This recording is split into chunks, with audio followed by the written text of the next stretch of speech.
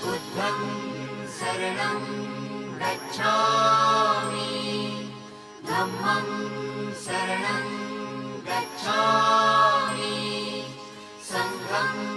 शरणं गच्छामि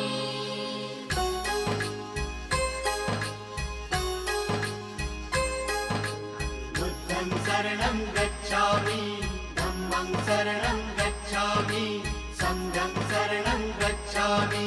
त्याग मूर्ती तू शांत चित्त तू योग रूप संसारी दया प्रेम अन मानवतेचे प्रतीक तुझी ईश्वरी